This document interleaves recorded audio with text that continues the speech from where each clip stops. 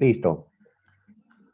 Buenos días también con chicos, las chicas de este ciclo San Marcos de la Academia APU. ¿Cómo están? Que tengan una buena mañana. Vamos a continuar con la historia universal y el día de hoy vamos a estudiar la segunda parte de la Revolución Francesa. Muy bien. Habíamos estudiado entonces la semana anterior qué características tuvo la Revolución Francesa, cuáles fueron sus causas y cómo se desarrolló esta durante la primera etapa. Recuerden que la Revolución Francesa se divide en tres etapas: la monárquica, la republicana y la imperial. Hemos estudiado la semana anterior la etapa monárquica. Desde que empezó todo, con el establecimiento de los estados generales, hasta la detención de los reyes, hasta que Luis XVI y María Antonieta fueron arrestados. ¿Ya? Así que hoy vamos a continuar con la etapa republicana y la etapa imperial. En esto de la etapa imperial hablaremos de el imperio napoleónico. El día de hoy, pues, vamos a centrarnos en gran parte de la sesión en este personaje, Napoleón Bonaparte. ¿Ya? Pero antes tenemos que hablar, pues, de la etapa republicana y Robespierre, el terror, varias cositas. Muy bien, y tenemos que llegar hasta la Restauración, ¿ya? Que es un periodo que le sigue a la era napoleónica o a la Revolución Francesa. Muy bien, entonces vamos de esa forma, ¿ya? Vamos a ubicarnos donde nos quedamos, ¿ya? Acá me voy a ubicar, en la etapa republicana de la Revolución Francesa, ¿ya? Muy bien. Estoy utilizando, por cierto, un material que se les envió la semana anterior. Estoy con el material de la semana pasada. Ya en un momento, unos minutos, pasaremos pues al material que se les ha enviado ya ¿no? para esta clase, para la sesión de hoy. Muy bien, muchachos. A ver, ¿por qué pasamos de la etapa monárquica a la etapa republicana? ¿Qué sucedió? Pues lo que había ocurrido previamente era un intento de invasión por parte de dos reinos absolutistas a Francia. Estos reinos eran el austriaco, de donde era María Antonieta, ella era austríaca, recordarás, y también el reino de Prusia, un reino que más adelante llamaremos Alemania. Muy bien, pero esta invasión fracasó. Los franceses defendieron a su nación, defendieron los logros que habían conseguido hasta ahora con esta revolución y lograron rechazar al enemigo. ¿Ya? Para conseguir esta victoria, los franceses habían recurrido pues a elementos patrióticos. Recordarás que en ese tiempo, inclusive pues habían creado símbolos patrios, ¿ya? A ver, por acá, ¿habrás escuchado alguna vez, pues, esta?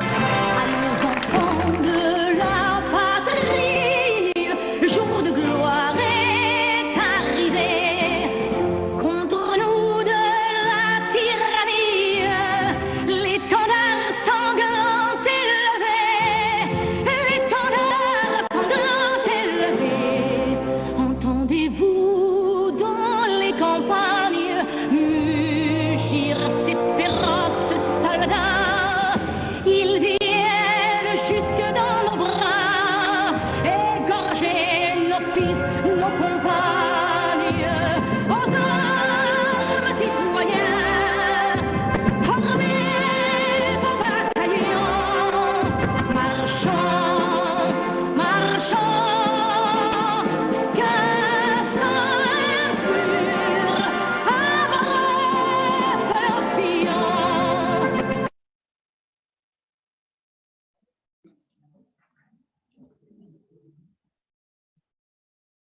Muy bien.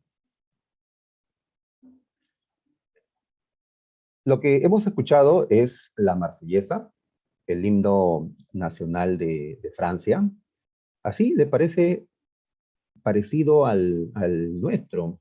Mm, ya, ya. Acá, por cierto, el partido aprista, eh, pues tiene un himno que es la Marsellesa aprista, ¿no? Que es misma música, pero con distinta letra. Ese himno aprista, esa Marsellesa sí no me gusta mucho. Ya, la Marsellesa de Francia sí me gusta más. Ok, porque dicen ellos que vienen a matar a nuestros hijos y a nuestras esposas. ¿Quiénes vienen a matarlos? Pues los austriacos y prusianos que estaban invadiendo, pues en ese tiempo, a Francia. Y por eso, ¿qué cantan ellos? A las armas, ciudadanos, a las armas, ¿no? Eh, bien, entonces es en este contexto en que surge la Marsellesa, ¿ya? Y pues nuevamente levantarán pues esas melodías cuando estén en la misma situación. Entonces, ¿qué había pasado?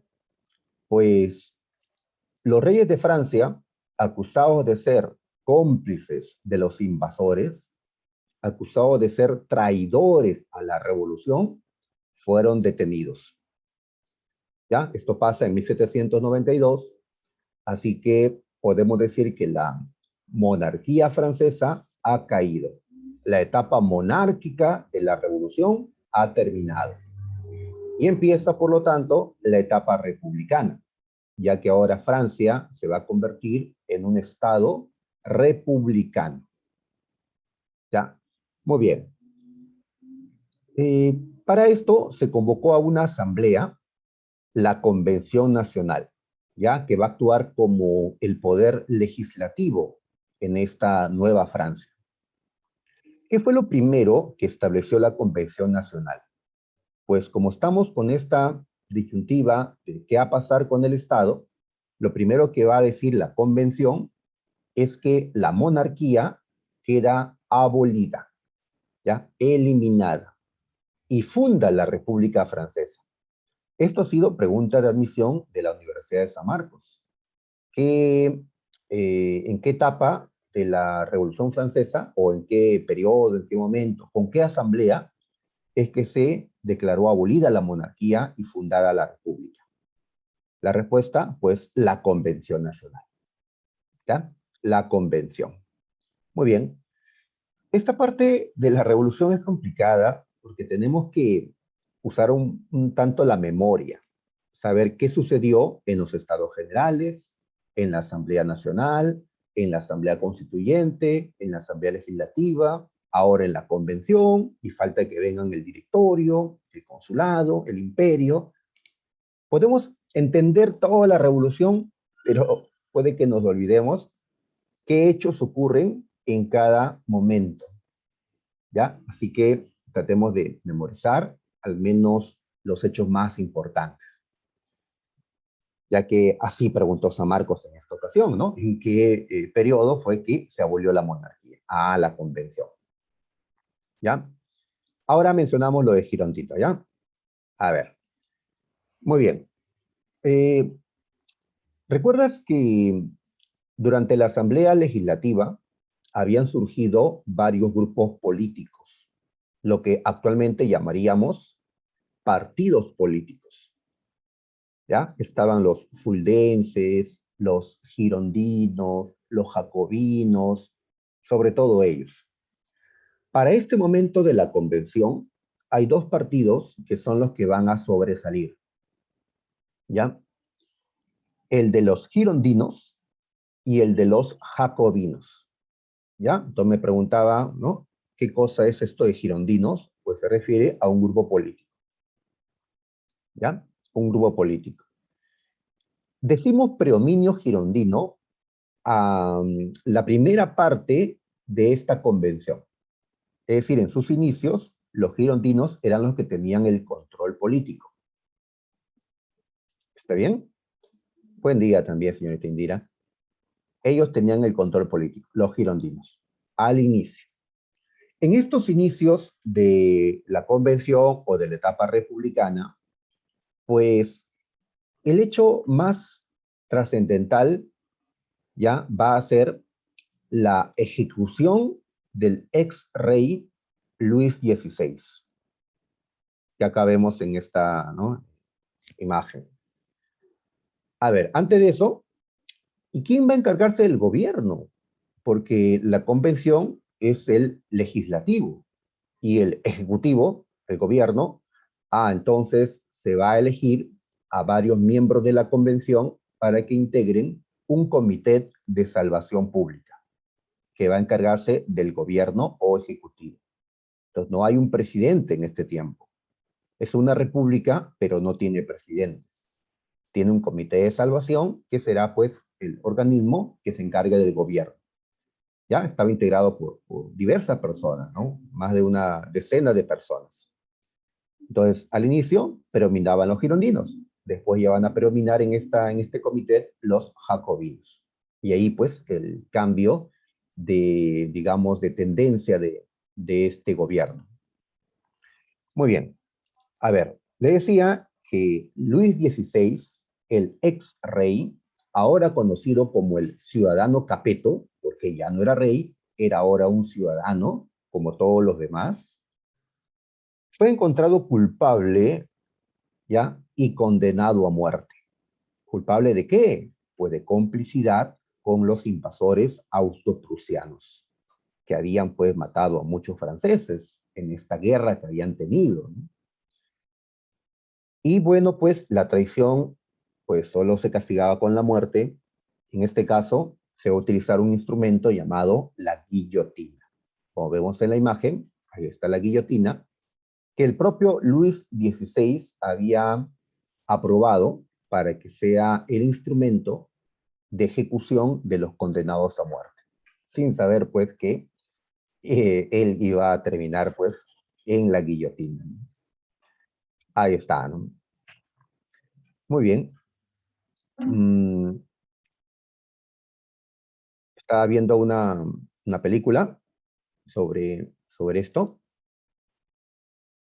ya sobre la Revolución Francesa, y bueno, pues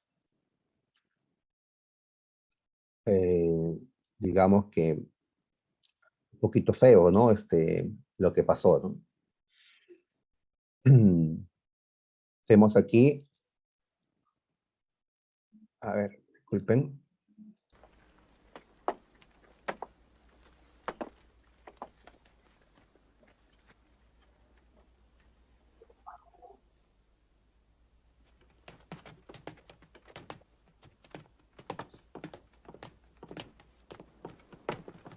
Je meurs, innocent de tous les crimes dont on m'accuse.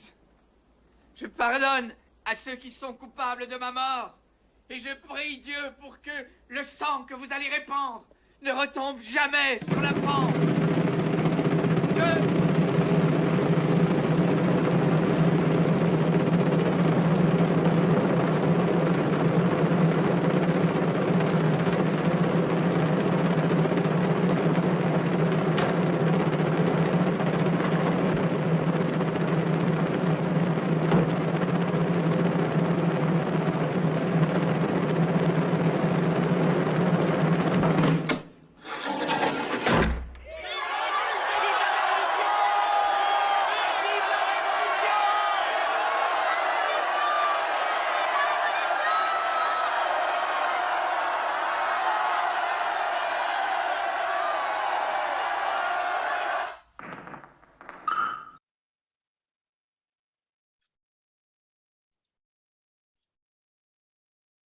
Eh, ya, bien.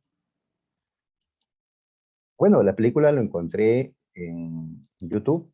Se llama Historia de una Revolución.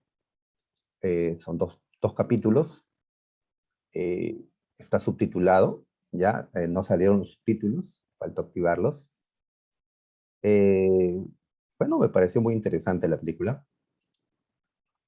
Sobre todo, pues, a quienes nos gusta la historia, ¿no? ¿ya? Y sobre todo temas como la Revolución Francesa, ¿ya? Muy bien, entonces simplemente colocando historia de una revolución, van a encontrarla pues en YouTube, ¿ya?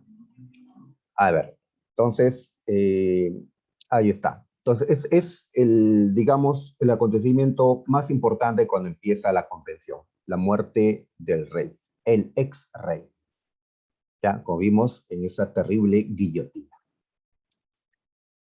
Ahora, ¿qué consecuencias trajo esto?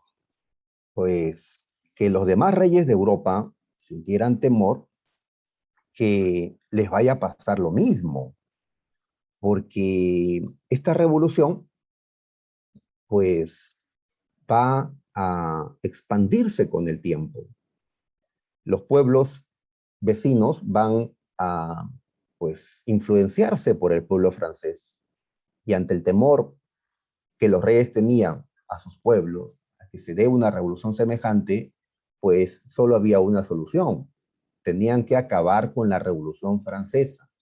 Francia debía ser invadida y todo lo que había sucedido allí debía ser borrado y la gente que había liderado esta lucha debía ser, pues, ¿no? Eliminada, ¿no?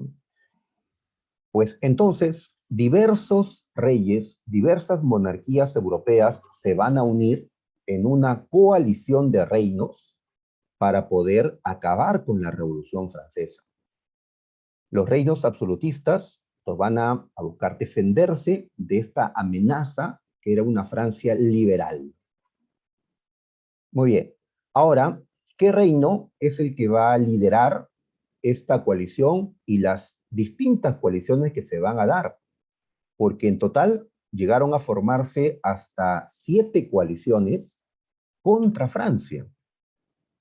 7 coaliciones tuvieron que darse para poder derrotar a esta Francia liberal. En las 7 coaliciones estuvo Inglaterra. Inglaterra fue la que financió estas coaliciones. Fue la que más buscó el fracaso de la Revolución Francesa.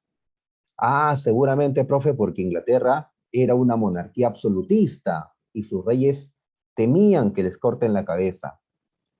Recordamos que Inglaterra no era una monarquía absoluta, era una monarquía parlamentaria. Los mismos ingleses habían decapitado a un rey hace más de 100 años, a Carlos I. Inglaterra ya había vivido esto, una revolución contra el absolutismo. Justamente eso era lo que tenían los ingleses, ya que a partir de su revolución, allá en el siglo XVII, Inglaterra se había modernizado, ya que se había convertido en un país liberal, ¿no? Ya plenamente capitalista, con un estado burgués, pues, y esto le había permitido a Inglaterra, entre otras cosas, liderar ahora el mundo. Pues si Francia seguía el mismo camino, entonces se convertiría en una fuerte competencia para Inglaterra. Así que Inglaterra prefería ver a su mayor enemigo de este tiempo, eh, pues ya de nuevo en el absolutismo, en el antiguo régimen, en el atraso, y sería así si es que fracasa esta revolución. Muy bien, entonces cambiamos porque en estas circunstancias de guerra, en la que la revolución está amenazada por ataques por diferentes lugares de los distintos reinos europeos, en estas circunstancias muy graves, es que en Francia se va a instalar una dictadura sangrienta, una dictadura conocida como el terror. Ya no duró mucho, ya estamos hablando de, pues, ya prácticamente un año. No duró mucho, pero de todas maneras dejó su huella, pues, en esta revolución, el terror. ¿Ya? Muy bien, ¿quiénes lograron tomar el control del gobierno en este tiempo? Pues los jacobinos, el otro grupo político, el otro club o partido político. ¿Recuerdas la diferencia entre los jacobinos y los girondinos que mencionamos hace un momento? ¿Quiénes eran más radicales? ¿Los jacobinos o los girondinos? Mientras va recordando, Recuerda otra cosa, que cuando hablamos de radicales, estamos hablando de aquellos que quieren, pues, acelerar las transformaciones, que quieren acelerar la historia, ¿no? Muy bien, los radicales, pues, eran los jacobinos. Justamente ellos son los que van a llevar entonces a la Revolución Francesa a su fase más radical, ¿ya? Este es el momento más radical de la revolución. Es decir, de mayor contradicción entre los que van a estar a favor de la revolución y los que estaban en contra, porque no todos estaban a favor de la revolución. Habían quienes se habían perjudicado o temían lo que estaba sucediendo, ¿no? O le temían a este hombre que es el que va a asumir el control ahora. ¿Quién es este señor?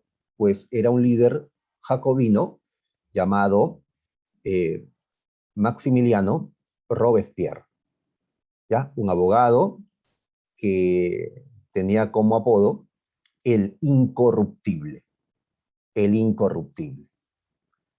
Muy bien, entonces tenemos allí el gobierno del terror, el régimen del terror o el terror simplemente, ¿ya? Muy bien, entonces él llegó a tener el control del Comité de Salvación Pública y desde allí, desde el gobierno, pues va a aplicar el terror. Esto de terror, pues, ya, esta es una palabra que acá en el Perú, pues, la utilizamos bastante, ¿no? Porque el Perú fue víctima ¿no? de terrorismo, eh, ¿no? En los años anteriores sobre todo. Y en efecto, pues, lo que va a darse también acá es terrorismo, pero no terrorismo desde abajo, sino terrorismo desde el propio Estado. Cuando hablamos de terrorismo, estamos hablando pues de la aplicación de medidas eh, de terror, ¿no? Valga, ¿no? Repetir la palabra, contra la gente con tal de conseguir un objetivo, ¿no? Con tal de tomar el poder o mantenerse en el poder. Pues en este caso, el terrorismo que va a aplicarse es lo que llamamos el terrorismo de Estado. ¿Ya? Hay dos tipos de terrorismo, ¿no? El terrorismo contra el Estado, que hizo Sendero Luminoso, por ejemplo, y el terrorismo de Estado, ¿no? Que el propio gobierno puede hacer, como se le responsabiliza a Fujimori y Montesinos de esas masacres que cometieron en Barrios Altos o en La Cantuta, ¿no? Terrorismo de Estado, ¿no? Entonces acá se habla de terrorismo de Estado para el caso del gobierno de Robespierre. ¿Terror contra quiénes? Pues contra los opositores a la Revolución Francesa. Robespierre consideraba que mientras luchemos, ¿no? contra los enemigos de afuera, podrían darnos una puñalada desde adentro. Los franceses que se oponen a la revolución podrían, pues, matar la revolución. Por eso era necesario acabar con ellos, acabar con los contrarrevolucionarios. Así que el terror viene a ser, pues, la aplicación de medidas muy represivas contra los opositores de la revolución. ¿Ya? Se van a dar persecuciones, masivas decapitaciones de supuestos contrarrevolucionarios. ¿Por qué digo supuestos? Porque no sabemos si todos los que fueron condenados realmente eran opositores. Puede que no, puede que simplemente se mantuvieron al margen, puede que hayan sido denunciados injustamente. En este tiempo, los juicios eran acelerados. No había el debido proceso que actualmente pues exigimos en los juicios, ¿no? Que tienen que cumplirse los plazos, que se pueden no presentar las pruebas, que tenemos que saber pues qué es lo que se nos está acusando para poder defendernos. No se cumplían estas cosas en los procesos judiciales en el terror, ¿no? En este tiempo, ¿no? El mismo Robespierre lo afirma cuando dice, el terror no es más que la justicia rápida, severa e inflexible. Muy bien, entonces, en efecto, las sentencias se van a dictar pues muy prontamente, pero pues sin el debido proceso, ¿no? Los juicios no deberían durar tanto, es cierto, ¿no? Como duran en el Perú, pero tampoco deberían durar tan poquito, ¿no? Sobre todo cuando se trata de materias complejas, ¿no? Sobre temas que, pues, te vayan a llevar a la muerte, ¿no? Como va a ocurrir acá, ¿no? Nosotros actualmente, pues, decimos que es, es peor condenar a un inocente que liberar a un culpable, ¿no? ¿Ya? Creo que es peor, pues, que maten a un inocente que, pues, liberen a un culpable, ¿no? Pero acá no, acá era al revés, ¿no? Acá era al contrario, ¿no? Porque es un régimen radical y los radicales tienen una manera de ver las cosas, ¿no? Todo o nada, si no estás conmigo, estás contra mí, pues, muy bien. Imagínate que en ese tiempo hasta las cárceles eran atacadas, porque ¿para qué dejar vivos a los presos, a los delincuentes, a los enemigos de la revolución? Pues entraban y mataban a los presos, ¿no?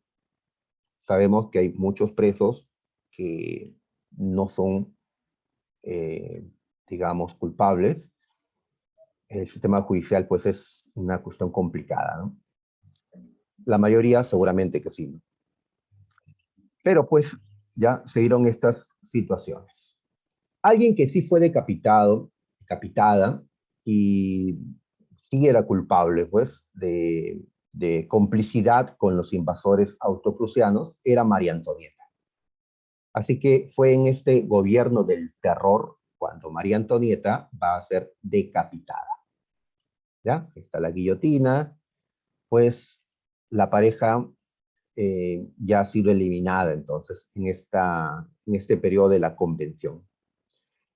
Los jacobinos lograron la aprobación de una constitución en 1793 que estableció el voto universal masculino.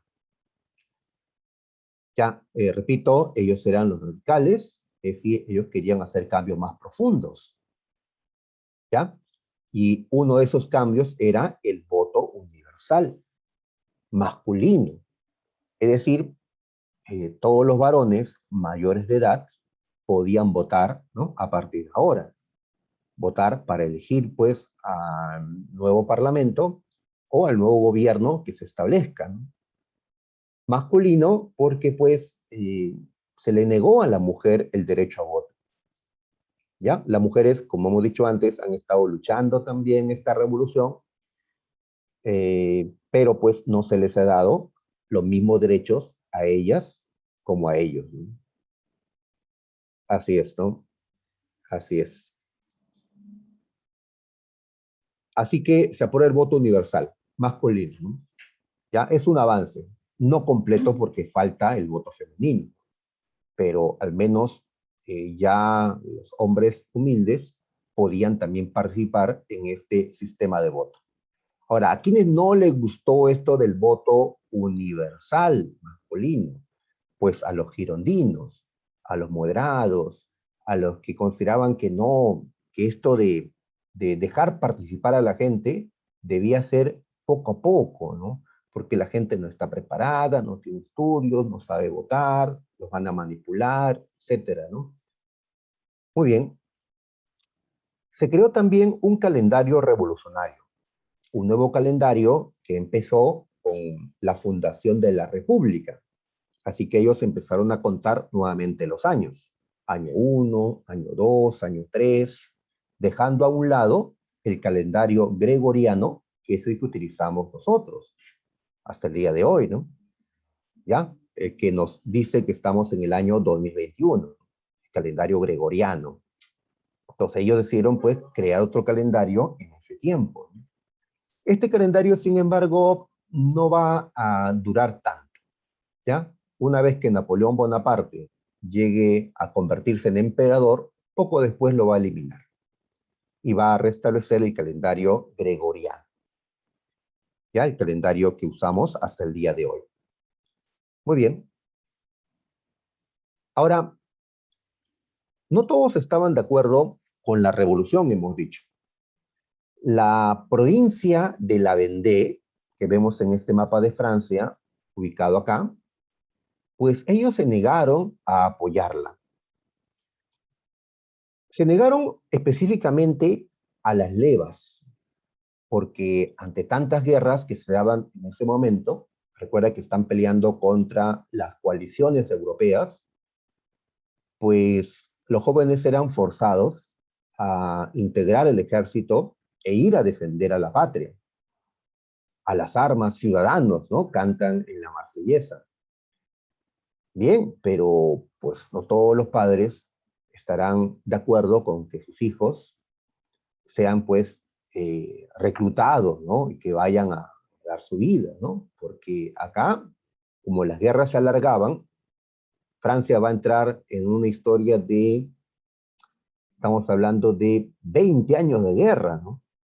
20 años de guerra. Pues, ¿cuántos van a morir pues en ese tiempo? Así que no, mis hijos, no, estamos en contra de estas levas. Si actualmente se diera una guerra, ¿estarías de acuerdo con el servicio militar obligatorio, con las levas forzadas, con chicos de la edad de ustedes que sean obligados a ir a, a pelear? Pues va a haber un sector que diga no. Pues ese sector fue el de la Vendée. Así que el gobierno revolucionario, ¿ya? El gobierno jacobino, desde París va a enviar tropas para, pues, callar, ¿no? A esa oposición en la Vendée. También en otros lugares, pero sobre todo la oposición era en esta provincia. ¿Cómo terminó esta resistencia en la Vendée? Pues aplastada, ¿no? A sangre. Fueron duramente reprimidos los opositores de la Vendée. Se habla hasta de genocidio, es decir, de buscar el exterminio de los habitantes de la Vendée. Eso pues fue un exceso de la revolución, ¿no? Solo entendido pues en una fase radical de esta, ¿no? Aquí una caricatura que hace ironía de lo que habían dicho los franceses al inicio. Libertad, igualdad y fraternidad. ¿Ya? Y acá este revolucionario está escribiendo la palabra fraternidad con la sangre de, pues, de unos muertos, ¿no? Que tal vez eran contrarrevolucionarios, ¿no? Con su sangre están escribiendo fraternidad. Una ironía, porque si fraternidad es tratarnos como hermanos, pues esta imagen no debería existir, ¿no? Bien, eh, ahora, además de Robespierre, hay dos personas que también tenemos que destacar, Jean-Paul Marat y Danton. Marat era un periodista jacobino. Él encendía pues el odio contra los enemigos de la revolución. Escribía en un periódico El Amigo del Pueblo. Ya la Universidad Villarreal nos preguntó por quién en la Revolución Francesa era conocido como el Amigo del Pueblo, por el diario donde escribía. Pues Marat. ¿Ya? Muy bien. Así como hasta el día de hoy, pues hay una prensa, hay un sector de la prensa que es muy eh, exaltada tal vez contra aquellos a quienes consideran sus enemigos. Recuerdo hasta un canal de televisión donde algunos periodistas hablaban de tomar Palacio de Gobierno cuando era presidente todavía Sagasti. Tal vez recuerdes eso. Pues en este tiempo de la revolución tenemos a Marat. Bien, entonces, este hombre terminó siendo asesinado, ¿ya? Por una girondina, que supuestamente era una informante.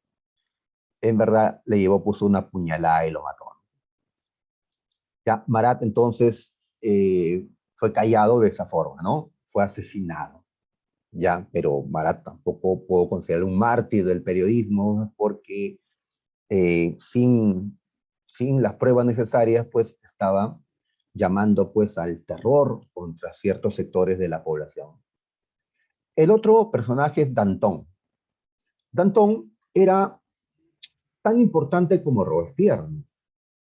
Danton era otro jacobino, él, junto con Robespierre, habían llevado a cabo esta política del terror. Pero como ya pasaron ya muchos meses y al parecer la situación interna en Francia se está calmando, pues Danton consideró que era tiempo de poner fin al terror. Pues Robespierre consideró que no, y consideró a Danton como un enemigo de la revolución. Y Danton terminó siendo decapitado. Así que Robespierre mandó la guillotina hasta su propio compañero del partido, ¿ya? A Danton. Igual pasó con Desmoulins. A este lo hemos conocido en la toma de la Bastilla. Él es considerado el agitador durante la toma de la Bastilla, el que dijo a la Bastilla, y la población pues fue allá para conseguir pólvora, ¿no? También fue decapitado, ¿no? Fraternité, fraternité es pues fraternidad, ¿no? Ellos dicen liberté, igualité, fraternité, no sé francés, pero pues dicen libertad, igualdad y fraternidad, ¿no? Muy bien, entonces, como dijeron, esta revolución pues se estaba comiendo a sus propios hijos, ¿no? Ya que estaba decapitando a los líderes de la revolución. Eh, ¿Quién creó la guillotina? Ah, la guillotina, bueno, ya existía desde siglos atrás, pero la guillotina que se usó en la revolución fue una, digamos, rediseñada, ¿no? Así es, ¿no? Por ejemplo, la hoja de metal que cae corta, pues no es recta, ¿no? Es una diagonal, algo ondulada, pues justamente un médico llamado Guillotin había sugerido cambios en la guillotina para que pueda cortar más fácilmente, pues, ¿no?, el cuello del condenado y que la muerte sea rápida, ¿no? Pues ya un tal Guillotín fue a la guillotina, pero según estaba leyendo, no sería el mismo que diseñó la guillotina, sino otro también llamado Guillotín. ¿Sí? No creo que el único yucra sea yo, ¿no? Hay muchos yucras, pues, en el Perú, ¿no? Igual, pues, muchos que nos acompañan, pues, ¿ya? Muchos, seguramente, Blas, Nonato, ¿no? Cruz, Clemente, ¿no? Martínez, de la Cruz, Quijano, Ver, seguramente hay muchos más, ¿no? Puede haber una coincidencia en el nombre. Muy bien, sigamos entonces. ¿Cómo es que termina el gobierno del terror? Termina con un golpe de Estado, conocido como la reacción termidoriana, ¿ya? ¿Quiénes le dieron golpe de Estado a Robespierre y a los jacobinos? Pues los grupos moderados de la convención, ¿ya? Los moderados. Ahí hablan de la llanura y también de los girondinos. Los girondinos, muchos de los cuales habían sido también guillotinados. Así que los jacobinos van a ser sacados del gobierno, van a perder el control, van a ser detenidos, ¿ya? Los que se resistieron fueron asesinados en el acto, es un golpe de Estado. Robespierre intentó matarse ante esto, ¿no?, al ver que había perdido el poder y que seguramente lo iban a llevar a la guillotina. Así que se da un disparo, pero no llega a matarse. ¿Sí? Te puedes dar un tiro, pues, pero no necesariamente te mata, ¿no? Pues Robespierre terminó arrestado y, bueno, fue condenado a muerte.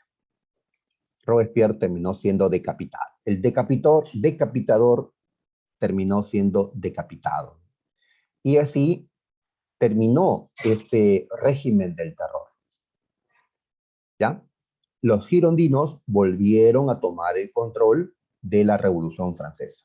Y los girondinos eran los moderados. Ah, profe, o sea, ya no van a decapitar a nadie. No, sí van a continuar las decapitaciones, pero ya, digamos, bastante menos que en el gobierno del terror. ¿ya? Entonces, cuando te pongan ahí una imagen de decapitaciones, ¿no? En la revolución, esa imagen lo debemos identificar con la convención y sobre todo con este momento que hemos llamado el terror, ¿ya? Porque antes y después de esto, pues las ejecuciones eran no en el número, no en la gravedad pues que se vivió en el terror. Ahora, ellos, los girondinos, no estaban de acuerdo con la constitución anterior, la de 1793. Así que se va a crear una nueva constitución para 1795. Y en esta constitución ya no se coloca el voto universal masculino, sino el voto censitario. ¿Qué es esto?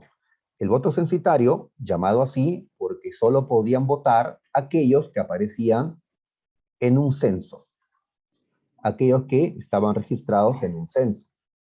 Y para estar allí tenías que cumplir varios requisitos, sobre todo el tener que, el demostrar que tengas propiedades cuantiosas, el que tengas altos ingresos.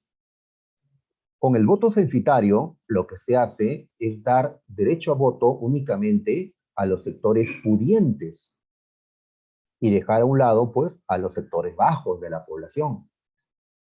Pues ellos no tienen derecho a votar, ¿no? Entonces, ese voto es el que se establece con los moderados en esta Constitución de 1795. Y el voto universal, pues el voto universal volverá todavía para 1848, como veremos la próxima semana. El voto que se establece ahora es el voto censitario. Solo, pues, la élite prácticamente podía votar. Muy bien, entonces sigamos. La nueva constitución estableció que el gobierno que ahora Francia va a tener va a ser un gobierno integrado por 5 personas, llamados directores. ¿Ya? No fue el gobierno de un presidente, sino de 5 directores. ¿Ya? Esta república va a tener 5 gobernantes. Es un gobierno colegiado, es decir, donde está compartido la función de gobernar. No es de una sola persona. El directorio, entonces. ¿Ya? Muy bien. Ahí está. Para muchos, pues la revolución ya había terminado porque ya se habían aprobado lo que tenía que aprobarse.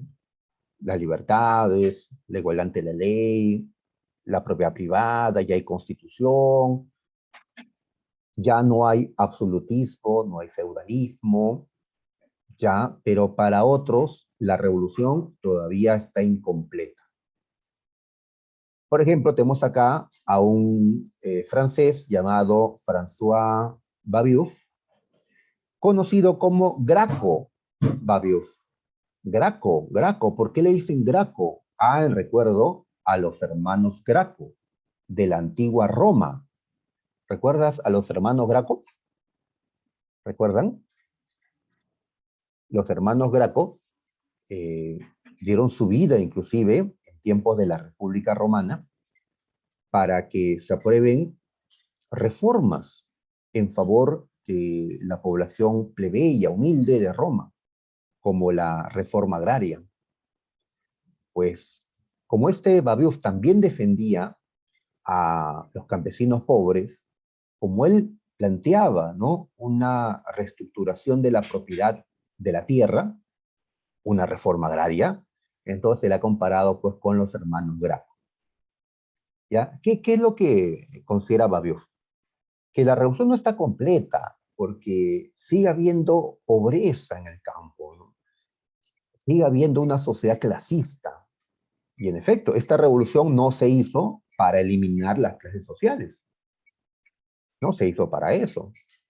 La sociedad que ha nacido a partir de esta es una sociedad clasista, solo que pues ya no están arriba la nobleza y el alto clero, ¿no? Ya no, ahora está la burguesía, pero sigue siendo una sociedad clasista. Más bien, ¿cómo se llama esa ideología que vamos a estudiar después, que es la que quiere construir una sociedad sin clases y para eso lo que hace es atacar a la propiedad privada. Pues a esa ideología le llamamos socialista, el socialismo.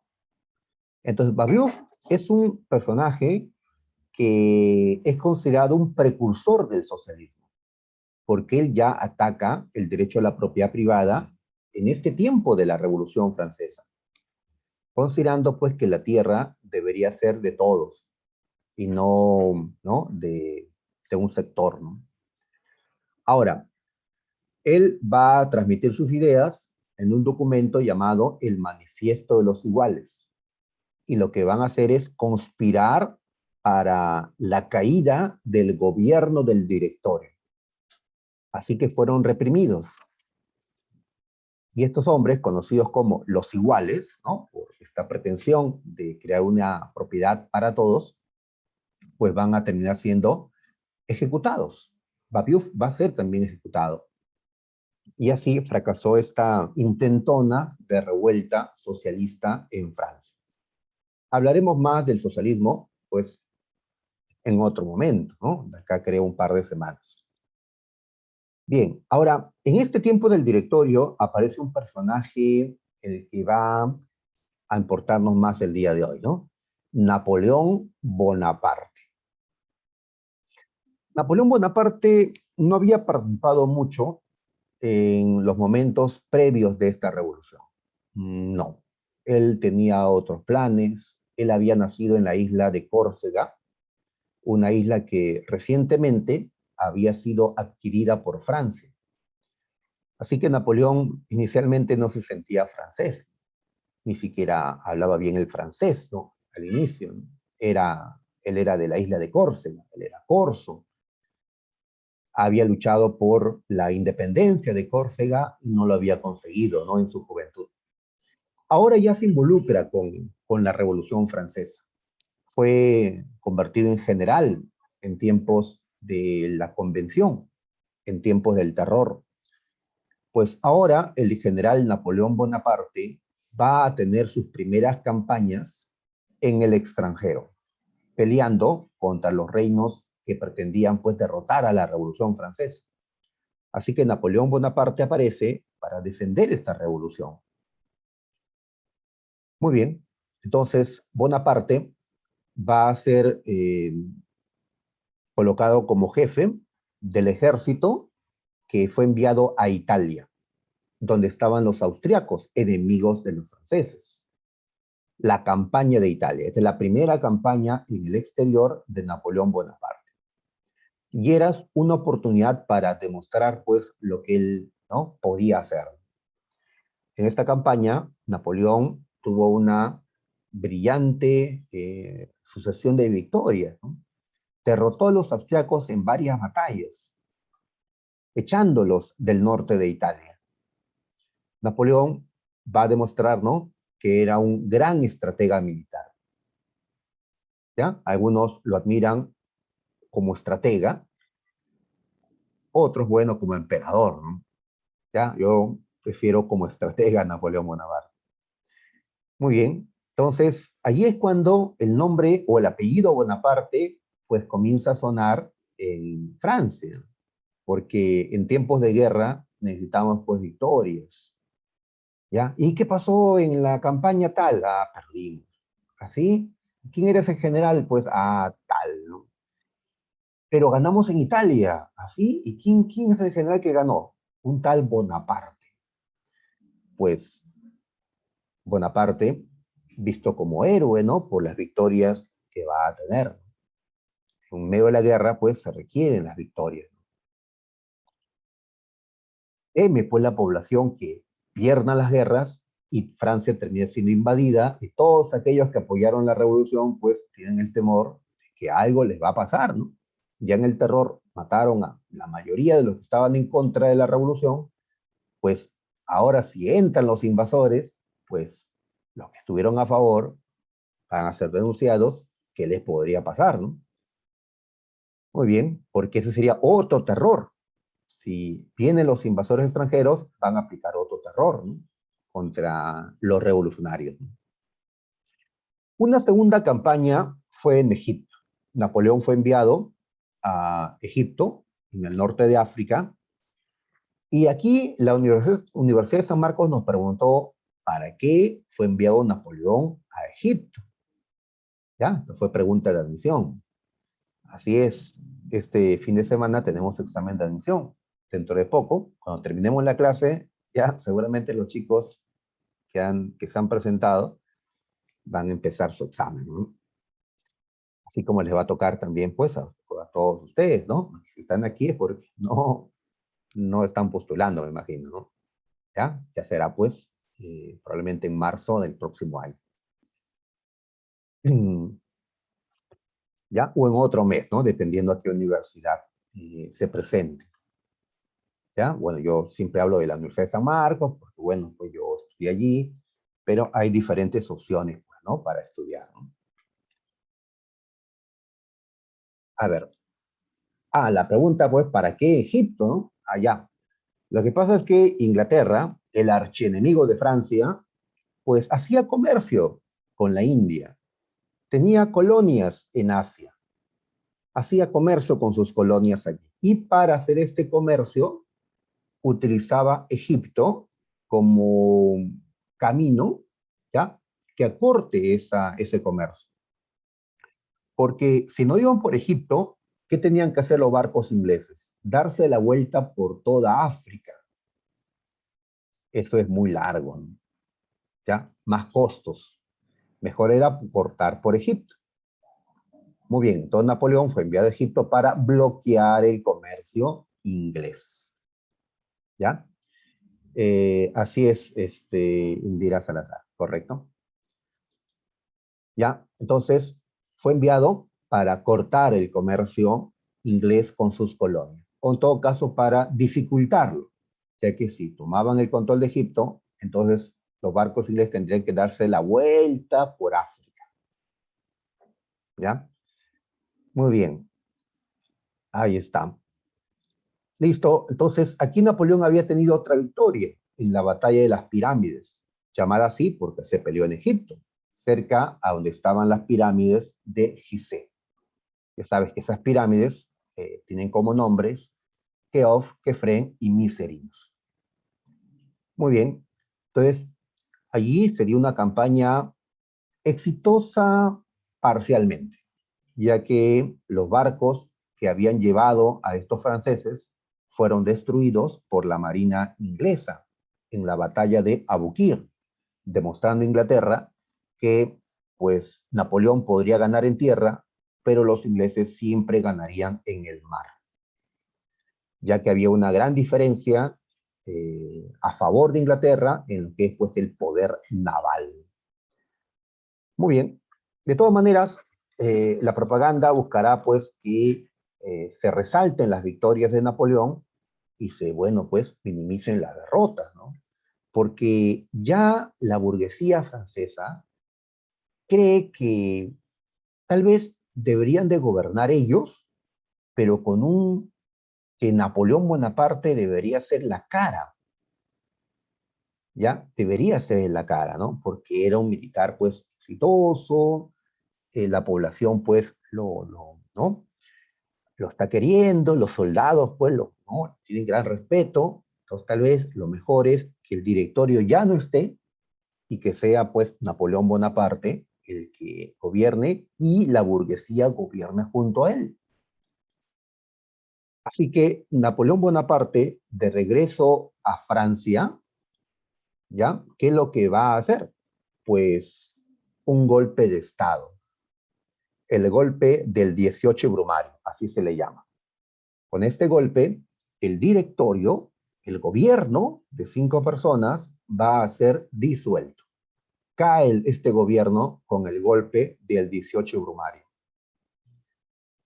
¿Ya? Y se va a crear pues un nuevo gobierno. ¿Ya? Ahí está, ¿no? Muy bien. Pero ahora, quien va a estar en el gobierno va a ser Napoleón Bonaparte. Entonces, vamos a seguir con la Revolución Francesa, pero a lo que viene a continuación le vamos a poner pues otro nombre. Vamos a llamarle la era napoleónica. la era napoleónica. ¿Ya? ¿Por qué razón? Porque en esta parte de la Revolución Francesa va a ser Napoleón el que va a dirigir el gobierno, ¿ya? Buscando defender a Francia de sus enemigos y, ¿por qué no?, llevar la Revolución Francesa al resto de Europa. Así que en pantalla tenemos al personaje mencionado. Ahí está Napoleón con una escarapela, la de los colores de la Revolución Francesa, rojo, blanco y azul, ¿no? De la bandera, igual su uniforme, pues Napoleón, ¿ya? Allí lo tenemos, la era napoleónica. Muy bien, entonces le vamos a llamar así al periodo desde 1799, en que se dio el golpe de Estado, el golpe del 18 Brumario, que llevó a Napoleón al poder, hasta 1815, cuando ya ese hombre fue completamente derrotado. ¿Ya? Así que redondeando, tenemos unos 15 años, redondeando, hay un año en que estuvo prisionero Napoleón, no cuenta, el año 14, redondeando son 15 años en que Napoleón Bonaparte lideró el gobierno francés, ¿ya? Inclusive, en gran parte de esos años, Napoleón era la cabeza de casi toda Europa le obedecía. O sea, terminó siendo no solo el gobernante de Francia, el gobernante de casi toda Europa. En la práctica, no formalmente, no es que lo hayan nombrado rey acá, allá, en la práctica, él ordenaba a los reyes qué cosa hacer. Y si no los invadían, pues a eso va a llegar Francia, ¿no? Muy bien, entonces tenemos la era napoleónica. Repito, esta era napoleónica está dentro de la Revolución Francesa, ¿ya? Está dentro. La burguesía que ha tomado el poder con la revolución, pues ahora está respaldando a Napoleón Bonaparte. ¿Ya? Pues ellos habían colocado, ¿no?, a los directores, pero la población terminó rechazándolos por ineptos, por incapaces, por corruptos. Pues lo mejor era darle tal vez una cara que la gente quiera, ¿no? Y en este caso, pues, de un general victorioso como Napoleón Bonaparte. Um, Ahí está, ¿no? A veces pues los políticos buscan eso, ¿no? Una cara que la gente quiera, ¿no? No sé, tal vez la de un profesor, ¿no? Eh, ya, ya te imaginarás quién, ¿no? Pero pues importa mucho también quiénes están alrededor, ¿no? Qué intenciones tienen, ¿no? Tal vez muy positivas o tal vez muy negativas, ¿no? Habría que ver eso, ¿no? Pero no siempre la cara es lo que define todo, ¿no? La Universidad de San Marcos nos preguntó por un objetivo, ¿ya?, de esta parte de la Revolución Francesa. O sea, aquí hablamos de guerras, constantes guerras entre Francia y los reinos vecinos. Entonces, ¿por qué? ¿Por qué estas guerras? ¿Por qué las guerras napoleónicas? La Universidad de San Marcos preguntaba más o menos así.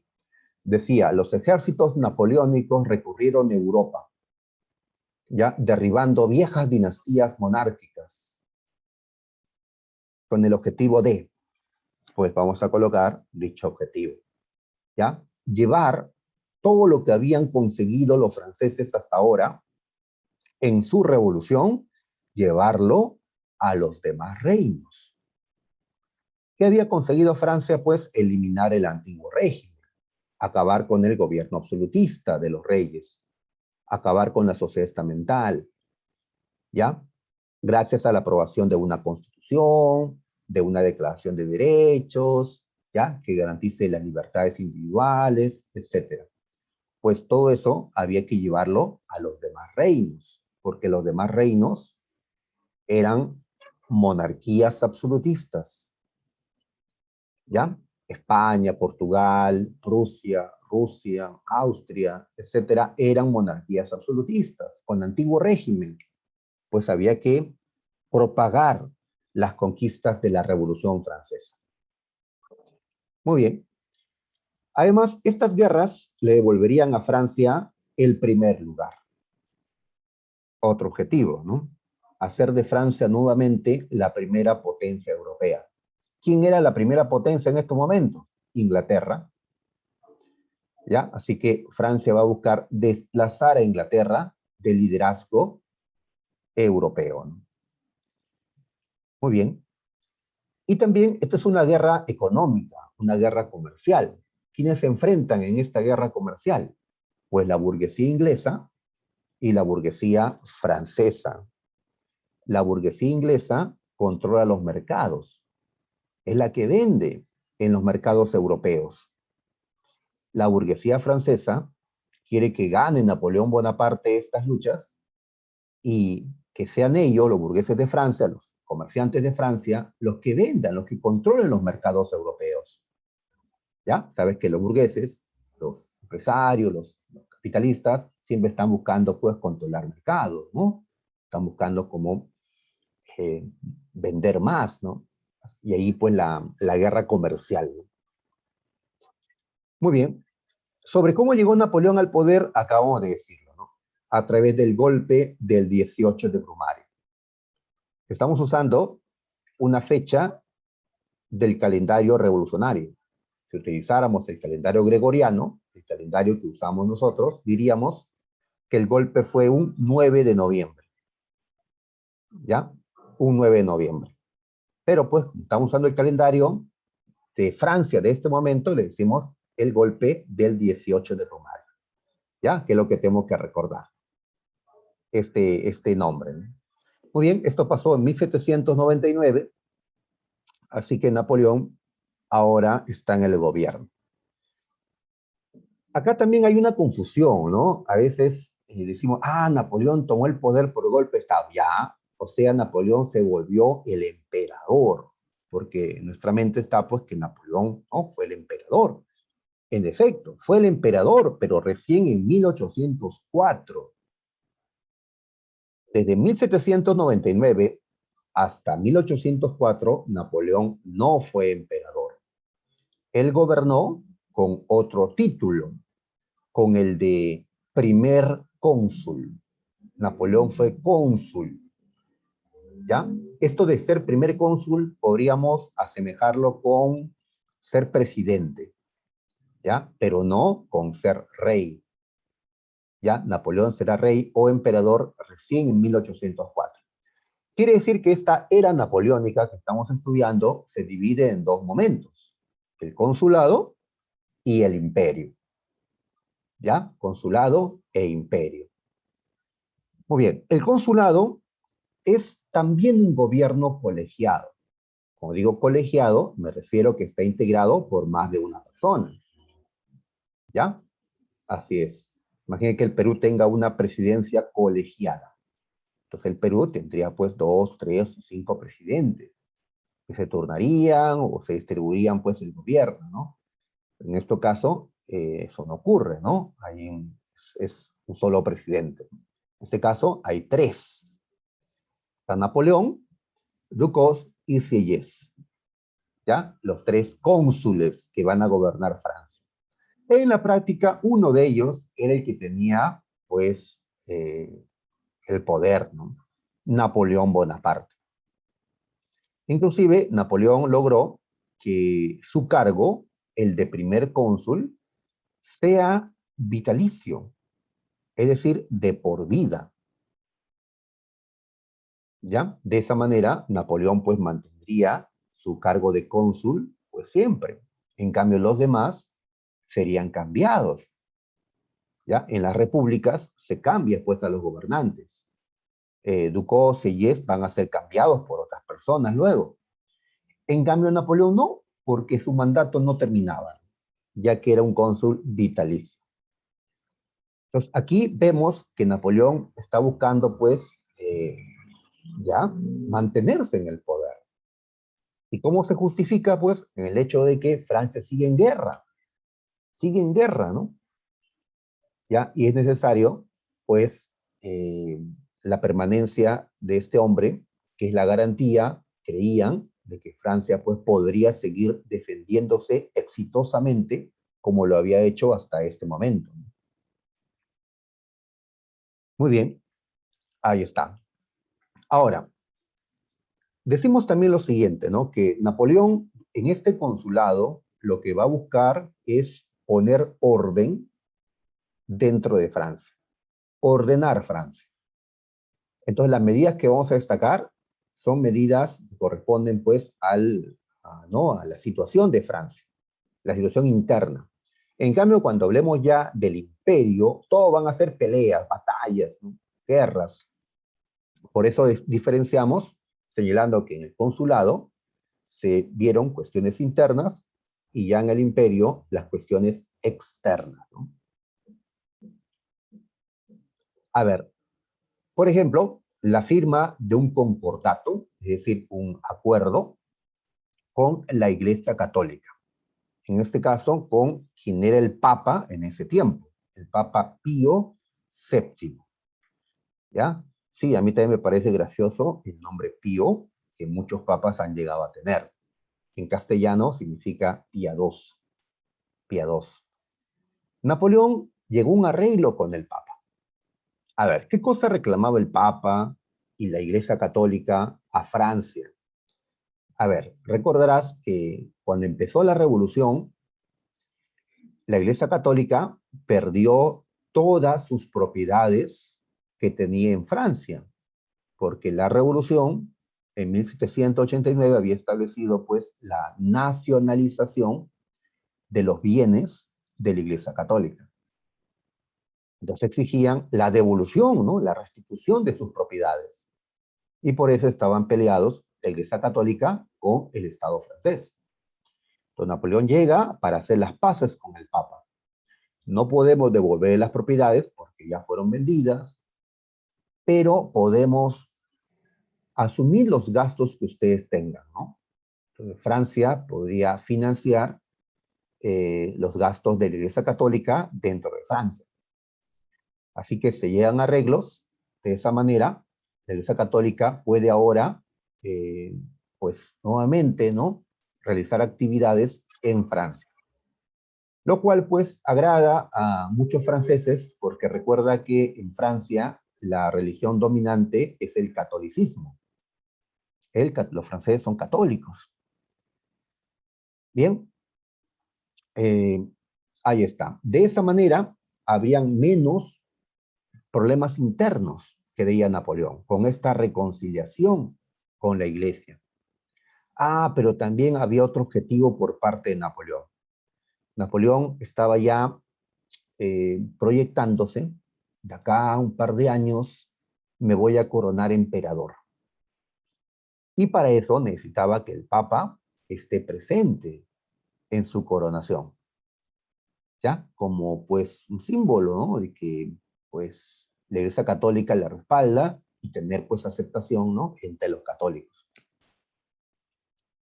Otra medida que destacamos es la creación del Banco de Francia.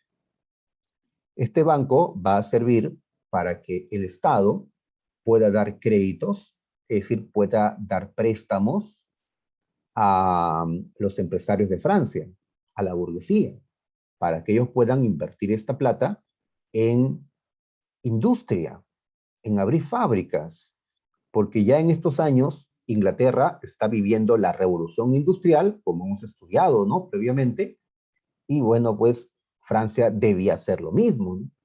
¿Qué le faltaba a la burguesía francesa para que pueda abrir fábricas, pues invertir en la industria? Le faltaba capitales, le faltaba, ¿no? Recursos. Entonces el Banco de Francia les prestaría esos recursos, ¿ya? Con mejores intereses, pues, que la banca privada. Y así hay un esfuerzo por impulsar, ¿no? La industria moderna en Francia.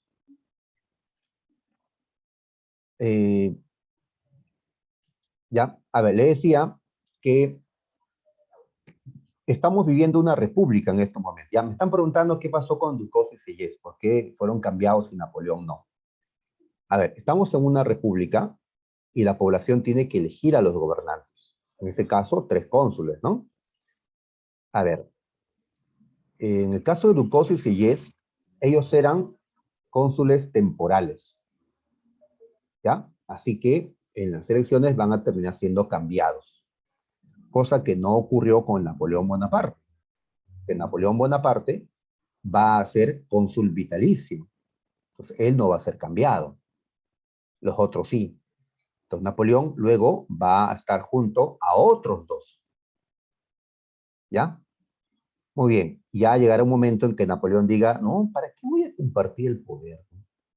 Me vuelvo emperador y listo.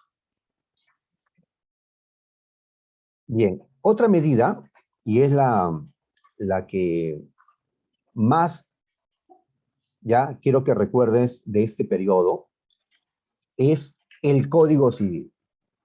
Porque San Marcos ha preguntado por este consulado, ha hecho dos preguntas sobre este consulado que estamos estudiando, y las dos preguntas, ¿de qué ha tratado? Del Código Civil francés. ¿Ya? Es que este es el código, ¿ya? El modelo de Código Civil que existe, ¿no?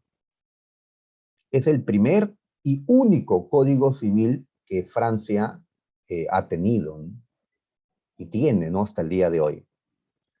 Un Código Civil es, es una eh, recopilación de leyes civiles. ¿Ya? Las leyes civiles tratan sobre asuntos de la vida privada de las personas. En nuestra vida, nosotros podemos firmar contratos, eh, adquirimos obligaciones, contraemos matrimonio, recibimos herencia. Entonces, todo eso está regulado en los códigos civiles, como también, pues, cuáles son nuestros derechos. Muy bien. Pero, profe, ¿no está la Constitución para eso? No, porque la Constitución no tiene tantas leyes, son normas generales.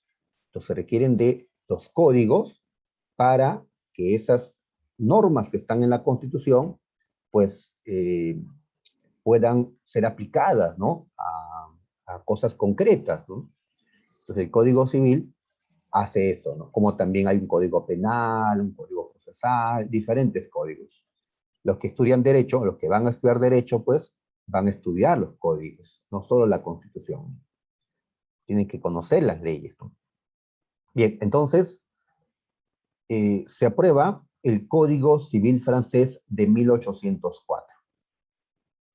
¿Ya? Ahí está, conocido como el Código Napoleónico.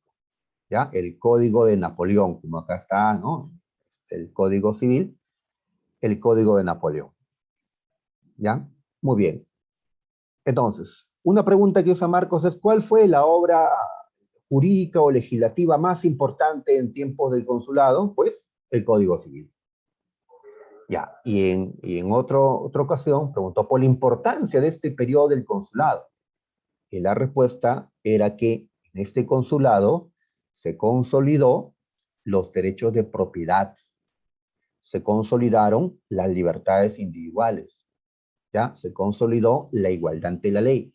Ojo, estoy diciendo consolidó, no creó, no que recién se establece, ¿ya?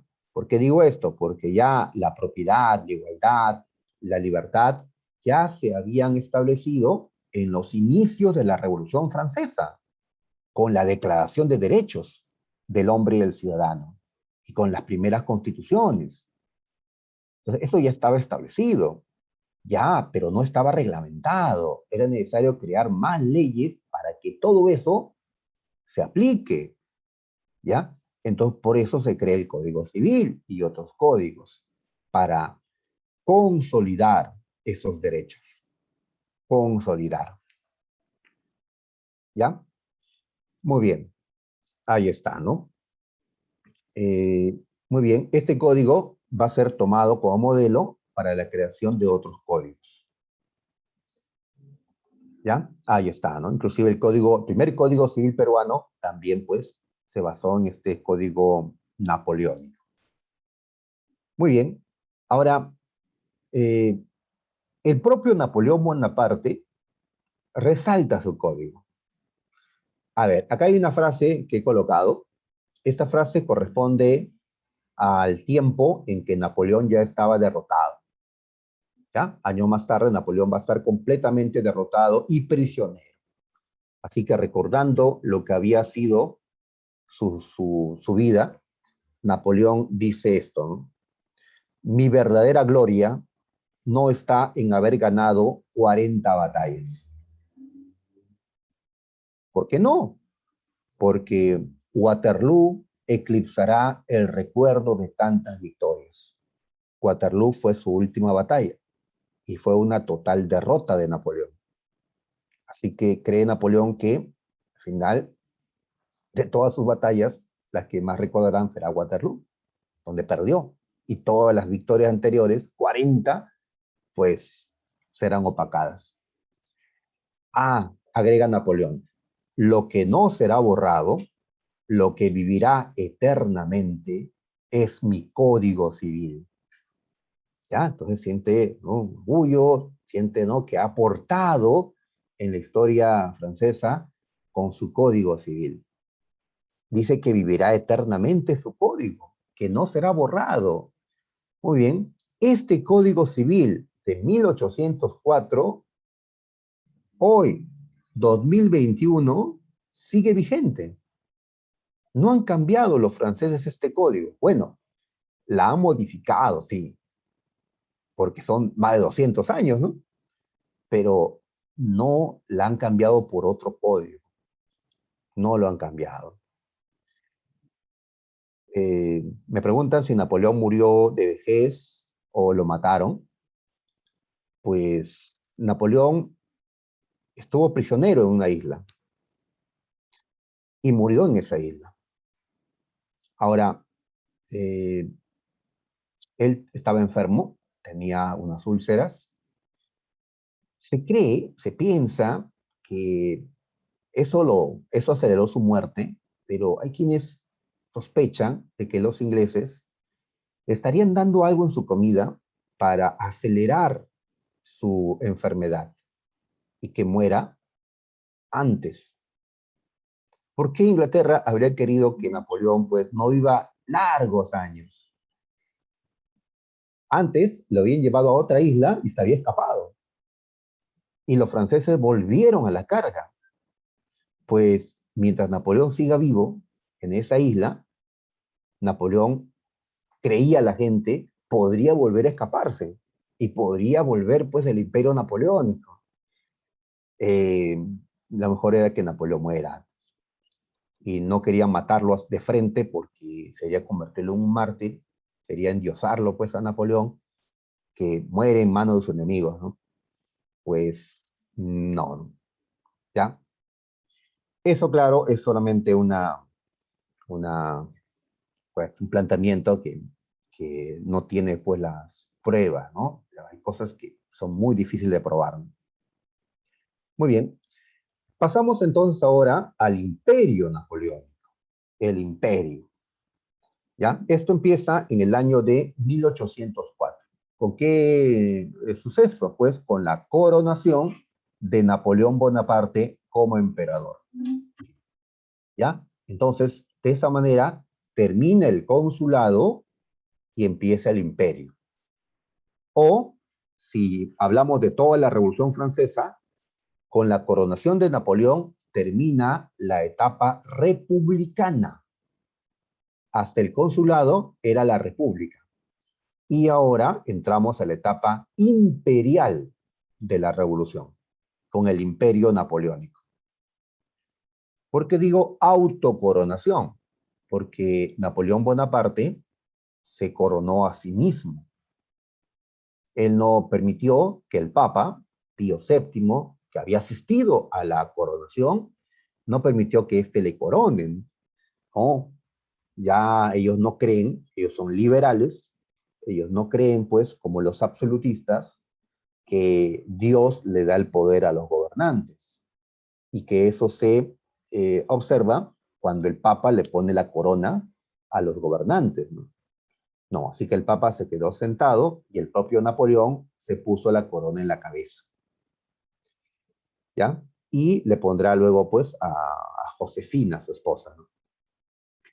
Muy bien, entonces tenemos la coronación de Napoleón Bonaparte, que ahora vamos a llamarle Napoleón I, ya que Cuando hablamos de un emperador o de un rey, pues hay un numerito que tengo que colocar. Napoleón I, o también, ¿no? Papas también tienen su numeración ahí al costado, ¿no? Ahí está. Muy bien. Entonces, este imperio, ¿no? Como decíamos, se va a caracterizar por las guerras. Vamos a destacar la guerra contra Inglaterra, el archirrival de Francia, del imperio napoleónico ahora. A ver, por qué la bronca, decíamos? Porque Inglaterra quiere mantener su hegemonía, quiere seguir arriba. Y esta Francia es una amenaza. Ahora que tiene pues a Napoleón, ahora que ha demostrado ser fuerte Francia, que hay mayor unidad, pues es un difícil enemigo para Inglaterra, pues Inglaterra tiene que luchar para mantener su hegemonía, su liderazgo, ¿no? Y además tiene que luchar también para mantener sus mercados en Europa, porque Inglaterra tiene sus fábricas de tejido, está produciendo mucho con sus máquinas y está vendiendo un montón de telas en Europa, aprovechando que los demás europeos prácticamente no tienen fábricas, no están viviendo la revolución industrial todavía.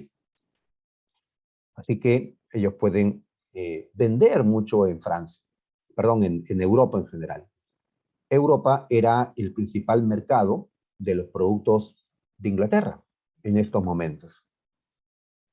Entonces Inglaterra no quiere perder esos mercados europeos. ¿Qué cosa la amenaza? Pues Francia. Si Francia expande, si Francia domina Europa, Francia va a cerrar esos mercados a los productos de Inglaterra. Así que Inglaterra lucha. Ya financia las coaliciones contra Francia. Y busca, pues, tomar el control total de los mares. Esto se produjo como consecuencia del combate de Trafalgar. Como grafica esta pintura, en el combate de Trafalgar se encontraron los barcos de Inglaterra con los barcos de Francia. Francia había ido con el apoyo de la Marina Española. Así que era la Marina Española más la Marina Francesa contra la Marina Inglesa. Napoleón eh, sabe que está en inferioridad a pesar de todo, porque la Marina Inglesa se decía que era superior a todas las marinas de guerra de Europa juntas, juntas. Entonces lo que Napoleón quería era pues tramar alguna estrategia, atacar, retirarse, alejar a los barcos ingleses del mar que separa Inglaterra y Francia y poder, con otros barcos de transporte, llevar al ejército a Inglaterra, a la isla, e invadirla, ¿no? Pero todo ese plan, pues, no funcionó, no salió. Los ingleses, pues, atacaron antes y destruyeron en el combate de Trafalgar a la marina francesa y española también. Así que el combate de Trafalgar fue una victoria contundente de Inglaterra en el mar. ¿Ya? Aquí Inglaterra ganó un héroe, Nelson, quien ganó este combate, pero perdió la vida. Así que después de este combate, ya Francia se tiene que olvidar de cualquier proyecto de invasión de Inglaterra. Inglaterra no podía ser invadida por Francia, ¿ya? Porque lo separa el mar y en ese mar estaba la marina, la poderosa marina inglesa. Inglaterra aprovecha esta situación de dominio de los mares para bloquear a Francia. ¿Cómo esto de bloquear? Pues colocar sus barcos en los mares de Francia y de sus aliados y evitar que ellos pues puedan salir, puedan tener contacto con sus colonias afuera, encerrarlos. Bien, entonces esto es algo que complica, ¿no?, las cosas a Francia. Francia tiene que devolverle el bloqueo a Inglaterra. Pero veamos ahora ¿En qué parte sí Napoleón tuvo grandes victorias? Pues en la guerra en el centro de Europa, así le vamos a llamar. Aquí Napoleón va a enfrentar a dos enemigos de la tercera y hasta la cuarta coalición. Se dieron, como Napoleón le dijo, muchas batallas. Napoleón habla de 40 batallas, ya, pero no es necesario, pues, saber las 40 batallas, ¿no? Sino las principales, las decisivas, como en el mar, el combate de Trafalgar. En tierra, ¿cuál es el combate decisivo para la supremacía francesa en el centro de Europa? Pues la batalla de Austerlitz, ¿ya? Así que a recordar esta batalla, ¿ya? Que se da en el Imperio Austriaco. Francia se enfrenta al Imperio Austriaco, ¿ya? Y también al Imperio Ruso.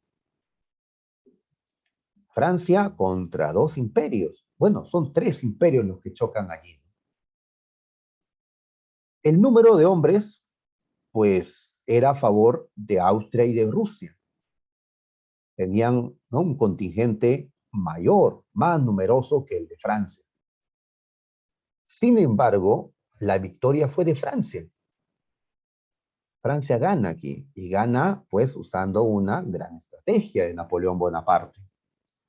Por eso esta batalla es recordada en la historia con el nombre de Batalla Modelo, porque sirve de modelo para futuras batallas en las que, pues, usando una buena estrategia, un ejército menos numeroso puede derrotar a un ejército más numeroso.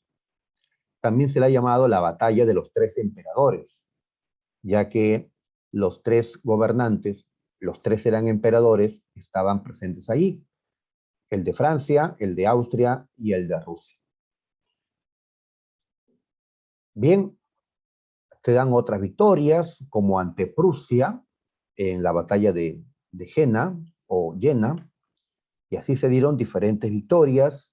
Esto le permite a Napoleón tomar el control del centro de Europa y comenzar a cambiar las fronteras.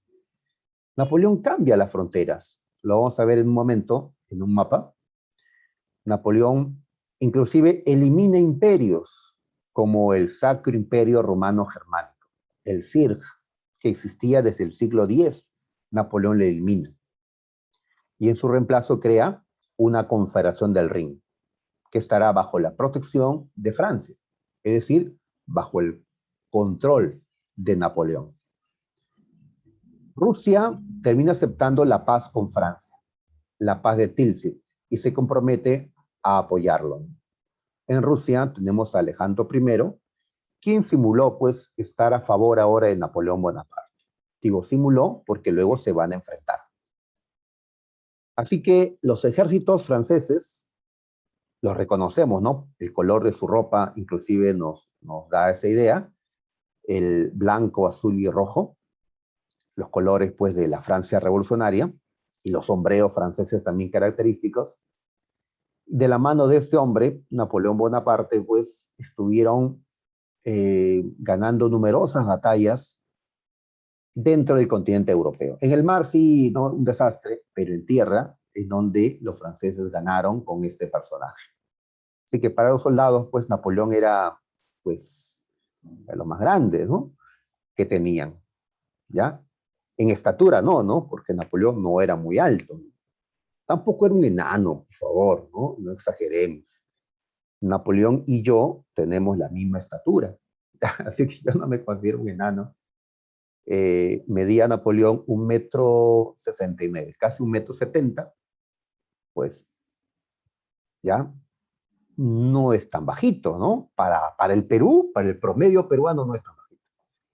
Tal vez para el promedio en Europa sí. Así que solamente pueden, pues, tratar de chato a Napoleón, pues, los que midan más de 1,70 m, ¿no? Yo no, por eso yo no lo hago, ¿no? Bien, aquí en este mapa observamos cómo ha cambiado Europa de la mano de Napoleón Bonaparte. así tuero, mide 1,70. Uy, usted sí tiene la autoridad para decirle, ah, era un chato Napoleón. Y el profe también, ¿ya? Pero los demás, no. Ok, tenemos entonces este mapa y vemos justamente que Napoleón creó la Confederación del Rin. Ya no está el Sacro Imperio Romano Germánico. También creó el Reino de Italia, ¿ya? Que luego va a desaparecer. Todo lo que Napoleón hace en estos momentos luego va a ser borrado, ¿ya? La Confederación del Rin, el Reino de Italia, el Gran Ducado de Varsovia, que era una Polonia en ese tiempo. Todo esto Napoleón lo crea, después va a ser eliminado. Francia, como ves en el mapa, ha crecido. Francia se extiende hasta el Reino de Holanda, ¿no? Se extiende también por partes de Italia. Bueno, poco a poco, ¿no? Depende del momento del imperio. Pero Francia ganó territorios gracias a las victorias de Napoleón Bonaparte. ¿Ya? Ya cuando acabe esta guerra, todas esas fronteras volverán a ser cambiadas. ¿Quiénes se han perjudicado con estas modificaciones territoriales hechas por Napoleón? Pues quienes se han perjudicado son los reinos de Prusia, de Austria, de Rusia, es decir, los reinos que eran enemigos de Napoleón Bonaparte, de Francia, ¿no? Ahí está, ¿no? Por eso, cuando ellos ganen, junto con Gran Bretaña, pues van a deshacer todo lo que Napoleón hizo. ¿Y qué representa esta línea azul que vemos alrededor del continente europeo? ¿Mm? ¿Qué representa esta línea azul? El bloqueo continental. ¿Ya? ¿Qué es esto? El bloqueo continental. Pues Napoleón Bonaparte necesita derrotar al último enemigo que le queda, porque Rusia ya firmó la paz, Prusia y Austria ya echaron la cabeza, España es aliada, le falta solo derrotar a Gran Bretaña, pero no hay forma de invadirla, a pesar que la distancia no es mucha, ahí está la poderosa marina inglesa impidiendo. Francia no tiene ya una marina de guerra, pues la manera de derrotar a Inglaterra sería pues con una guerra comercial. Napoleón, cuando estuvo en Berlín, la capital de Prusia, dio un decreto. Ordenó que todos los puertos europeos se le cierren a los barcos de Inglaterra. Que ningún país de Europa haga comercio con Inglaterra o Gran Bretaña. Ninguno. ¿Ya? Así que la línea sur representa eso. ¿Ya? Gran Bretaña no podría vender en Europa. Y de esa manera se arruinaría.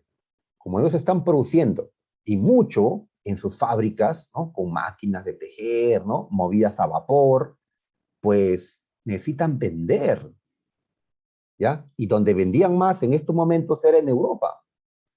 Pues si no pueden vender en Europa, se van a arruinar y los empresarios de Inglaterra van a presionar a sus políticos y de esa forma Inglaterra pedirá la paz.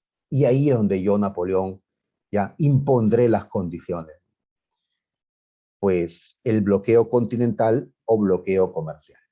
¿Ya? Antes de eso, acá vemos una caricatura donde se representa a Napoleón, ya es el chiquito, Napoleón es el chiquito, y el que está al costado es el primer ministro de Inglaterra de ese tiempo. Porque más que destacar al rey, se destaca al primer ministro, ya que los reyes no gobiernan, no pintan. Acá está William Pitt, el primer ministro de Inglaterra, ¿y qué están haciendo? Pues tienen al mundo allí en la mesa como si fuera un lechón y se lo van a comer. ¿Ya? ¿Qué pedazo corta Napoleón? Puedes leer, dice Europa. ¿Ya? Corta toda la Europa continental, menos Inglaterra, porque no la domina, pero sí corta todo el resto de Europa, como diciendo esto es mío. ¿Y qué hace? Pues Pitt corta todo el resto del mundo, como diciendo, bueno, todo el resto es mío. Entonces, ante la mirada de rivalidad, pues decimos que esta caricatura, hecha en 1805, o sea, en ese mismo tiempo en que se disputaban Francia e Inglaterra la hegemonía, pues se representa cómo ellos están repartiendo el mundo, cómo eran los rivales, ¿no? Por el liderazgo mundial, ¿no? Muy bien, acá ahora vemos la imagen de una obra que hasta ahora podemos visitar en Francia, una obra de Napoleón Bonaparte. Justamente lo hizo para que nunca lo olviden, ¿no? Esto es el Arco del Triunfo de París, ya obra de Napoleón Bonaparte.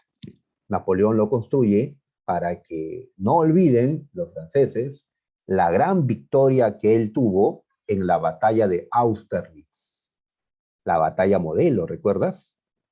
Así es. Los arcos del triunfo fueron construidos inicialmente por los romanos. Los romanos construían arcos del triunfo para la conmemoración de victorias. ¿Ya? Entonces, para recordar cierta victoria anterior, levantaban un arco así y se grababan imágenes de lo que habría sido, pues, no, esa victoria. ¿Ya? Hemos hablado antes, ¿no? El arco de Constantino, el arco de Tito, los arcos del triunfo se construyeron en el Imperio Romano. Y como este imperio napoleónico intenta emular, ¿no?, al imperio romano, también Napoleón levanta arcos del triunfo. En este caso, en París, ¿no? Ahí está. Es el arco del triunfo, pues, más importante en el mundo actualmente, ¿no? El más famoso. Acá en Lima también tenemos arcos del triunfo, solo que no es muy conocido, ¿no? Como esto, pues, es un tamaño mayor. Bien, ya cuando vayamos a París, ojalá, pues, ya, y visitemos la tumba de Napoleón que está allí, pues, podamos decirle por qué Napoleón. El bloqueo, estábamos hablando del bloqueo. A ver, muy bien, así que ningún reino europeo debía hacer comercio con Inglaterra, bajo castigo de que su país será invadido por el mejor ejército, decía Napoleón, el francés, ¿no? Eso pasó con Portugal, quien se negó a cumplir el bloqueo. Y así Portugal terminó siendo, pues, invadido. Los reyes de Portugal huyeron a Brasil, ¿no?, que era un virreinato de Portugal. Río de Janeiro, por un tiempo, fue la capital del imperio portugués, ya que Lisboa, en Portugal, había caído, así que se trasladaron la casa gobernante pues, a Río de Janeiro, ¿no?, ahí con la Zamba. Muy bien, también pasó esto con los estados pontificios, es decir, con el reino de la Iglesia Católica, que también se negó a cumplir el bloqueo y también fue ocupado por Francia. Es que si Napoleón deja abierto una, ¿no?, brecha en su bloqueo, por ahí se meten los productos ingleses y avanzan por toda Europa. Tiene que cerrar todos estos huecos. Muy bien, pero a la larga el bloqueo va a terminar siendo un fracaso. ¿Por qué fracaso? Porque así como Inglaterra necesitaba vender en Europa, los reinos de Europa necesitaban comprarle a Inglaterra. Además, que los reinos de Europa vendían materias primas a Inglaterra y ahora no podían hacerlo. Y esto, pues, les estaba dañando sus economías. ¿Te imaginas que le prohíban a Perú eh, importar bienes y también exportar nuestras materias primas? Pues nuestra economía se arruinaría, ¿no? Eh, Así entonces, el incumplimiento del bloqueo era, pues, lo constante, ¿no? Poco a poco. Bien, pero antes de eso, tenemos la invasión de España. A ver, esto seguramente lo han hablado también en Historia del Perú, porque esto es una causa de la independencia del Perú, y en ese tema se estudia la situación de España cuando empieza la independencia del Perú. Muy bien, Así que a grandes rasgos, veamos qué pasó con España. A ver, como Portugal se había negado a cumplir el bloqueo, entonces Napoleón ordena a sus tropas que invadan a Portugal. Recordando el mapa, vemos que entre Portugal y Francia hay un reino, España. Muy bien, Napoleón le pide permiso al rey Carlos IV de España para poder atravesar su territorio con, ¿no?, el ejército napoleónico. El rey Carlos IV no le queda otra porque no le puede decir no a Napoleón. Se convierte en su enemigo. Le autoriza el paso. Y así los franceses, ¿no?, están avanzando por suelo español. ¿Mm? Si Chile le dijera a Perú, Perú, estoy en guerra con Ecuador, déjame pasar por tu territorio, ¿ah?, mis tanques, mis aviones, mis tropas pasarán por tu suelo, ¿ya? ¿Le darían el permiso? Complicado, ¿no? Y se aprovecha su presencia aquí para atacarnos. Sirvió a Ecuador como un pretexto para poder invadir a Perú. Pues ya, yo no le daría el permiso. Carlos IV sí le dio a Napoleón. Muy bien, mientras esto ocurría, hubo una lucha por el poder en España. ¿Ya? Hubo un levantamiento en Aranjuez contra el rey, y este levantamiento fue, pues, promovido por el príncipe, por el hijo de Carlos IV, que ya quería el poder, Fernando VII. Fernando VII toma la corona española, ya en esta situación, pues, que se estaba dando, ¿no?, la invasión de Portugal. Una vez que Portugal ya había sido invadido y gran parte de las tropas regresaban, cruzando territorio español, Napoleón le ordenó a sus tropas que se queden en España, que tomen el control de España. Napoleón decidió invadir también España, a pesar que España había sido su aliado en estos últimos años, y aprovechó para eso el que sus tropas estaban presentes en suelo español y que en España había una crisis política, la disputa por el trono entre Fernando y Carlos. Muy bien, obliga Napoleón Bonaparte a ambos a ser llevados a Francia, a Bayona, y allí les obliga a abdicar, es decir, a renunciar a la corona. Fernando VII, el que era el rey de España, terminó prisionero en Bayona, Francia. No podrá salir de Francia, no puede regresar a España. Es un prisionero de Napoleón. Y Napoleón le entrega el trono de España a su hermano mayor, a José Bonaparte. Napoleón está colocando a sus hermanos como reyes en otros lugares. Tiene un hermano en Holanda como rey de ese lugar, ¿ya? Antes tenía a José como rey de Nápoles, en el sur de Italia. Ahora lo ha elevado a rey de España. Y ha colocado, pues, a un cuñado en Nápoles. O sea, hay toda una familia de los Bonaparte que están en distintos lugares de Europa. Bien, entonces, ya, ¿cómo reacciona el pueblo español a esto? Pues ellos van a rechazar la presencia de los extranjeros franceses. No van a aceptar como rey a José Bonaparte. Ya, no lo aceptan. Así es, se sublevan. Los españoles se sublevan. No permitían ellos, pues, la dominación extranjera. A ver, hay que recordar la historia de los españoles. A ver, ustedes saben que asiáticos y africanos, musulmanes, los moros, los árabes, llegaron a dominar España por siglos. España fue dominada por siglos por extranjeros, ¿no? Ya recién en 1492 lograron, pues, liberarse de ellos completamente. Así que no podían volver a caer en el dominio. Lucharon desde el inicio contra el invasor napoleónico. Aquí colocamos por eso la batalla de Bailén, que fue pues una primera victoria española, aunque claro, no era decisiva para nada todavía. Ellos no aceptan a José Bonaparte, ¿ya? Este es un borracho, decían. Acá lo tenemos en una caricatura, a José Bonaparte, está pues dentro de una botella y el alcohol le llega hasta el cuello. ¿Y qué colocan ellos? Dice, cada cual tiene su suerte. La tuya, la de José Bonaparte, es de borracho hasta la muerte, le dicen.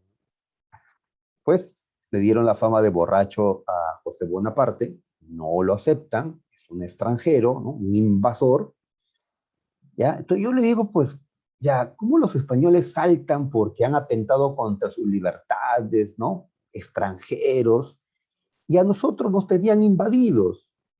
Pues si crees en la libertad, hay que creer pues en toda la libertad, ¿no? De todos.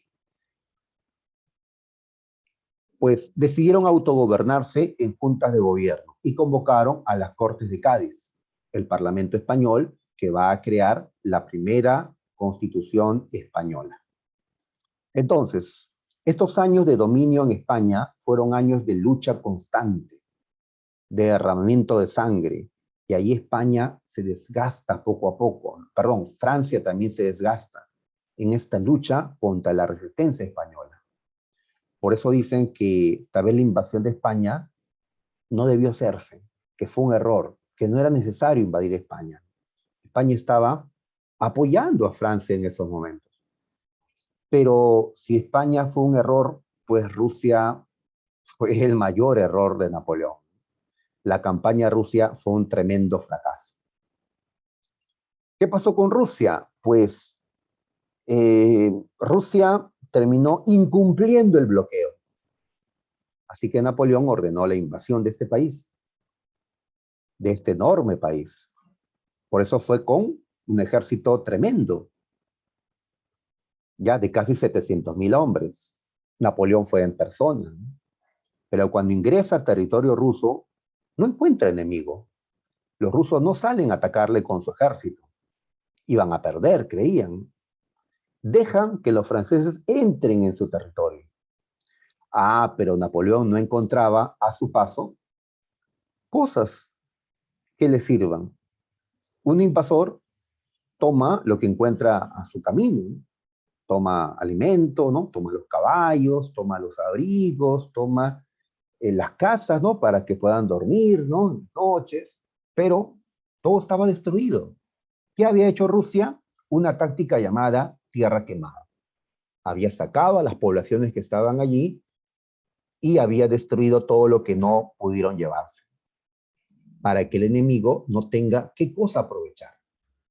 Y así dejarlos de hambre, de frío, eh, ya que los recursos que el propio imperio enviaba no eran suficientes. Muy bien, Napoleón entonces avanza por el imperio, pero no hay enemigo a quien derrotar. Y se acerca el invierno. El frío está aumentando. ¿Qué pudo haber hecho Napoleón aquí? Darse media vuelta. Pero no habría ganado. Necesita ganar. Napoleón se la juega y va a Moscú, a la capital, creyendo que Moscú no iba a ser quemada por los rusos, por ser la capital y estar ahí pues el palacio del emperador. Pero los rusos terminan quemando Moscú también, ¿ya? Y de esa forma, ahora que están en medio del invierno ruso, a 30 grados bajo cero, y no tienen un techo donde pasar el invierno, pues Napoleón recién decide regresar, pero es un retorno terrible, en medio del frío, del hambre, ¿no? Del cansancio y de ataques de guerrilleros rusos que atacan y huyen a caballo, ¿no? Y así Napoleón regresó, pues, fracasado de Rusia. Y cientos de miles de buenos hombres cayeron en esta campaña. El poder del imperio napoleónico se redujo considerablemente.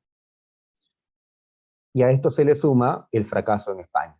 España se libera con el apoyo de Inglaterra, vencen en la batalla de Vitoria, España se había liberado de José Bonaparte. Como en una caricatura, le hago una patada a Napoleón, que fuera, ¿no? Fuera franceses de España, ¿no? Pues tras esto viene la caída del imperio. En 1813, en Leipzig, Alemania, las tropas napoleónicas son derrotadas en lo que se le llama la Batalla de las Naciones. Francia fue invadida, Napoleón abdicó, renunció al imperio y fue llevado prisionero a la isla de Elba. El nuevo gobernante de Francia era un rey absolutista llamado Luis XVIII, hermano del decapitado Luis XVI.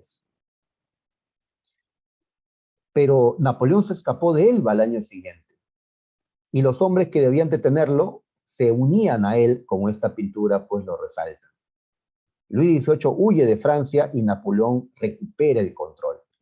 A este imperio renacido le llamamos el de los 100 días, ya que duró tan poco, ya que los enemigos, los de la séptima coalición, lo van a enfrentar y derrotar en la batalla de Waterloo, que se dio en Bélgica en 1815. Napoleón cae esta vez ya de manera definitiva en Waterloo, ante los ingleses y los prusianos. Francia volvió a ser invadida, el imperio volvió a caer y Napoleón fue llevado prisionero a la isla de Santa Elena. Está muy lejos de Francia. Desde allí no va a poder escapar de ese lugar Napoleón. Allí muere en 1821. Muy bien, entonces en el año 15 no solo cayó el imperio finalmente, sino que también termina la Revolución Francesa. Y ahora el absolutismo regresa. Eso ya lo estudiaremos la próxima semana. ¿Ya? La restauración y las revoluciones liberales. Bien, muchachos, entonces nos ganó la hora nuevamente. Ya nos quedamos aquí. Nos vemos el próximo sábado.